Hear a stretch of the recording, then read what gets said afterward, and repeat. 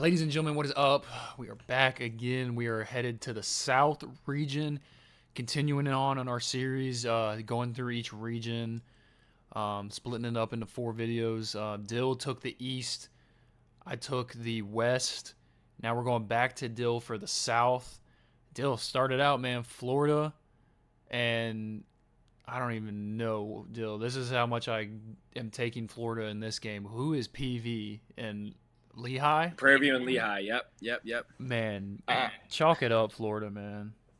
yeah, we got Florida here. I don't really think it's close. We'll talk more about Florida as the bracket progresses, but yeah, I'll just go Florida. We'll talk about it later. Yep. All right, Clemson, Iowa, another deal. I literally all 4 of these 8-9 games are coin flips. You put a gun to my head, I would not be able to tell you who's going to win this game. Oh yeah, man, this is a tough one. The supporting staff of Bennett Sturt's cast outside of Bennett Sturt's is just horrendous. And I mean, we knew it from the beginning of the season, but it's rang true throughout the whole season. Like every single game I watch of them, it's like, dude, Bennett Sturt's, get him some help, please. They are very bad without him. I will say this Clemson team, a little bit of an older team, a team that's been more experienced. That coach has been there for a while. He knows what he's doing. They seem to always find their way into this 8, 9, 10 seed spot, and they're always a dangerous team. I thought that they were maybe sneaking up to like a 5 or 6 seed throughout the season, but they end up at an 8 seed. The reason why I am going Iowa is because of Ben McCollum. I would just hate to see him in March. He's just got to be a scout nightmare. So I'm going to go Iowa. It's going to be close. I could see it either way, but I will go Iowa. Yeah, I probably would go Iowa for the same reason of I'm taking, like you said, I like Clemson's cast better than Iowa's cast. Yeah. But I'm taking Bennett Sturts over anyone Yeah. that Clemson has. Yeah. And when it gets down in the stretch and, it's a tie game with 30 seconds left, I'm taking Bennett Sturts. So, Yep. All right, Dill, we got Vanderbilt, McNeese, the 5-12 game, the famous 5-12. There's always a 5-12 upset. Yeah. Do you think McNeese has what it takes to take down the Commodores? I don't. I think this Vanderbilt team is really special. I will say this McNeese team is coming in with 10 wins in a row, which is always scary, I guess, for an opponent team. But I just think this Vanderbilt team is not getting enough credit. They were kind of projected at a 3 or a 4 seed. If you look at any of the bracketology guys like Joe Lenardi or anybody else, all of them had them projected at 3 or 4, and actually the majority of them had them at 3. So I think this Vanderbilt team is a bit underseeded. I think Tyler Tanner's the real deal. Some people on draft Twitter think he's a top 5 pick. I don't see that. I'm not going to go that far in saying that he's that, but he's really good. And Duke Miles is a special player. He's the type of guy that you hate to play against but love to play with. So I'm going to go Vanderbilt. I think it's a double-digit game. I think it's a 10-point game, but if McNeese wins this game, I don't think it's the end of the world. I could see it. I just think this Vanderbilt team is really special. Yeah, I definitely agree with that, Dill. I think Vanderbilt's definitely starting to turn back the right way after the little lull, after starting 22-0 or whatever they started. Yep. All right, I got Nebraska and Troy next. Dill, I think Nebraska is an interesting team, mainly because they just don't have a guy that you look at and they're like, wow, that's a bona fide NBA player. This is just a team full of average white guys. Price Sanford leads them with 18 points a game. Can't jump over a piece of paper. But I'm interested. What do you think they win this game? And then what do you think their ceiling is in this tournament? Yeah, so I do have them winning this game just because I don't think this Troy team is as good as people are advertising. They're okay on offense. Defensively, they struggle a little bit. This is a team that hasn't had a great track record in terms of a whole bunch of March Madness appearances or anything like that. So I do have this Nebraska team. The question of their ceiling is really interesting. I think if we look at the past history of Final Four teams, championship game teams, and then championship winner teams, they just have NBA players, and we've said that before. Like they just have NBA players. This Nebraska team just does not have an NBA player. So I do think their ceiling is capped. Now I will say, I think in this first game they have a little bit extra to play for because Steve, they are the last high major team to not have a March Madness win. And this is the season I think they get it done. I think they have a chip on their shoulder going into this game. I think they get the first round game done. I do also believe that their ceiling is a bit capped. Um, I don't see them making a Final Four run, but we'll get there eventually. I had the Cornhuskers winning this game. Wait, Dill, what about the Citadel? Does Citadel have a March Madness win? No, but they aren't high major, man. They will be soon, but not yet. All right, we got UNC VCU.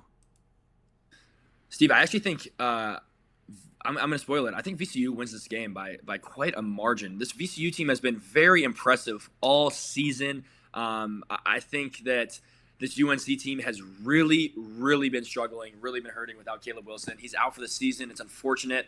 Love to watch him play. I think there's not a bigger fan of Caleb Wilson in the entire nation than I am. I have him literally drafted. I'm drafting him number 2 overall if I'm an NBA GM. So I love Caleb Wilson, and they're hurting without him. Henry Vasar is a good secondary big, but he just can't match up defensively how they need him to match up defensively. So I'm going to go VCU. This is a team that always just has success in March, and I don't think it's any different. Like, they just have an aura about them. It's like, yeah, VCU, like, they're always underseeded. They always, like, find a way to win a game or two. So I'll go VCU in this game. Upset. Dill, I think, in my opinion, this is a good value UNC bet. If I'm a betting man, and I'm, we're not betting men at all, but Never. yeah, I mean, you can get UNC as low as 1.5, 2.5, like against a mid-major team. Mm-hmm. Oh, I don't know about that. This team knocked off Duke, and I mean, Yeah. I know they had Caleb Wilson, but Yeah. you know, No, I'm glad you brought that up. I think that's something where if I did bet, I would bet UNC, but because the majority of people aren't going to know, let's just be honest. I would say the average person that fills out a March Madness bracket does not specifically watch every single team and know every single team. They're going to see North Carolina, and they're going to see a 6-11, and they're just going to pick North Carolina because it's UNC and they're a 6 seed. So I think the flip side of that is if you are in a bracket group, the VCU pick might be very valuable for you because I think they have such a good chance of upsetting, and everybody else is going to be picking UNC, if that makes sense. yeah, sort of.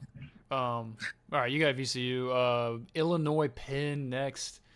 Dill, man, TJ Power for Penn put on a masterclass in the Ivy League championship game. 44 points, knocked off Yale.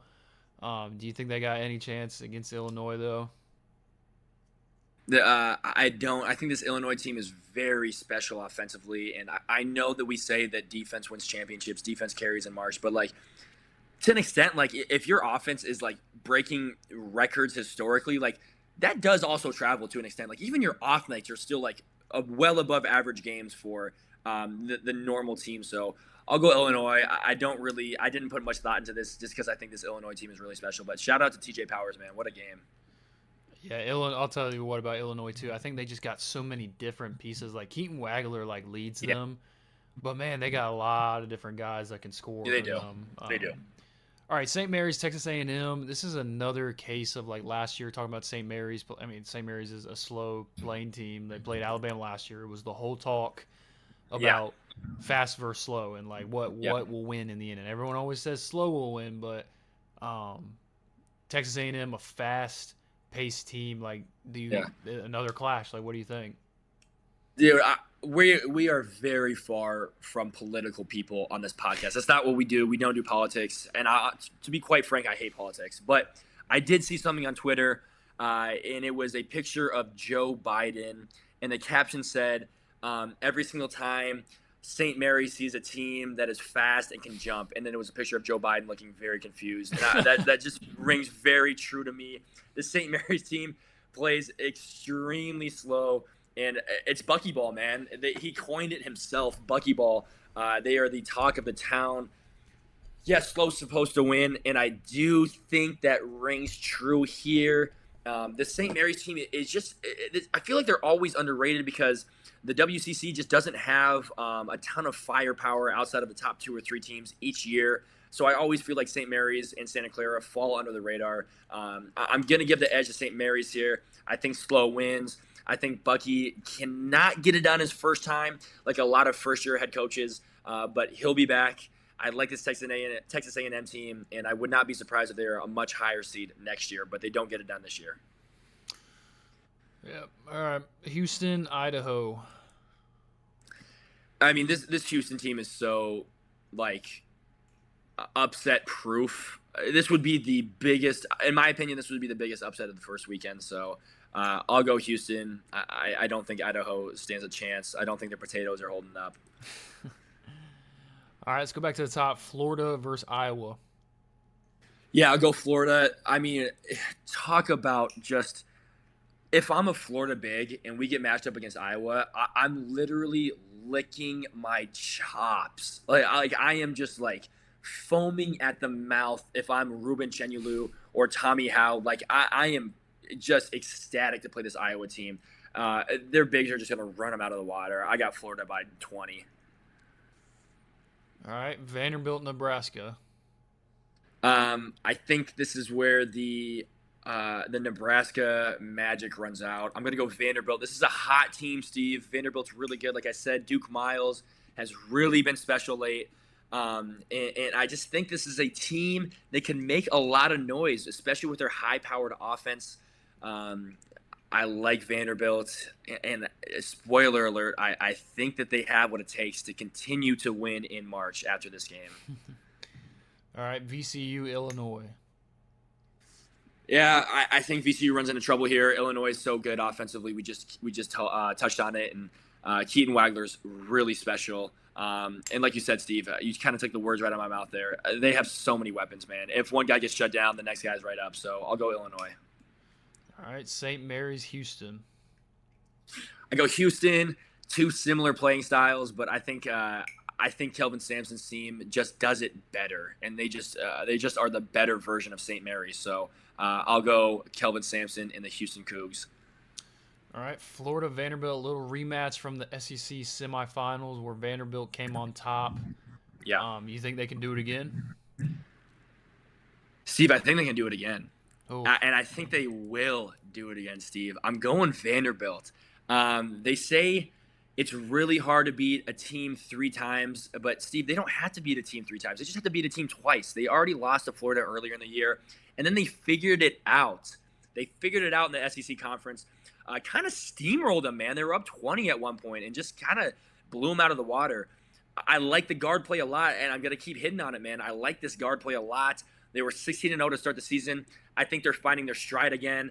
A close loss to Arkansas. I kind of pulled away at the end, but this Vanderbilt team, man, I'm telling you, it's a special team, and Mark Byington has them firing on all cylinders, especially offensively. So I'm going to go Vanderbilt with a little bit of an upset there.